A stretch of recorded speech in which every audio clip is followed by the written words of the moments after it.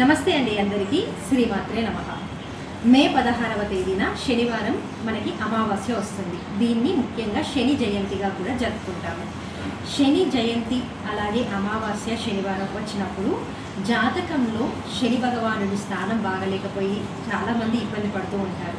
అలాంటి వారు కానీ శని దశలు నడిచే వాళ్ళు కానీ ఏలినాటి శని, అర్ధాష్టమ శని, అష్టమ శని ఇలా ఏదైనా శని భగవానుని వల్ల పీడింపబడే వాళ్ళు, జాతకంలో చాలా కష్టాలు ఉన్నాయి, జీవితంలో ఏం చేసినా అవ్వట్లేదు, ఏదైనా శని భగవానుడు బాగా లేకపోవడం వల్ల ఇలా అవుతుంది అనుకున్న వాళ్ళందరూ కూడా ఈ శని జయంతి రోజు, ఈ శనివారం అమావాస్య రోజు ముఖ్యంగా శని భగవానుడికి తైలాభిషేకం చేయించడం కానీ, దానాలు చేయించడం కానీ, జపాలు చేయించడం కానీ, అలాగే నవగ్రహ ప్రదక్షిణ చేయడం కానీ ఇలాంటి ఏవైనా ప్రత్యేకమైన పూజలు చేసినప్పుడు శని భగవాను యొక్క దోష పరిహారం అవుతుంది అని చాలామంది అనుకుంటారు.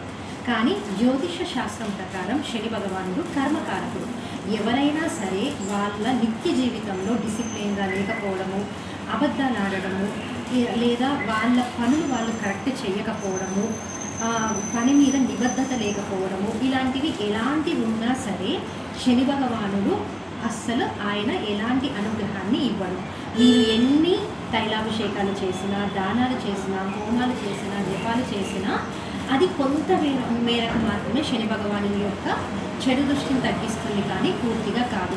శని భగవానుని ప్రసన్నం చేసుకోవాలంటే ముఖ్యంగా మనం చేయాల్సింది మన లైఫ్ స్టైల్ చేంజెస్ చేసుకోవడం, మన డైలీ లైఫ్లో అన్ని రకాలుగా మనము డిసిప్లిన్గా ఉండడం. ఇలాంటివి చేసినప్పుడు మాత్రమే శని భగవాను యొక్క అనుగ్రహానికి మనం పాత్రలు అవుతాం. తెలుసుకున్నారు కదా.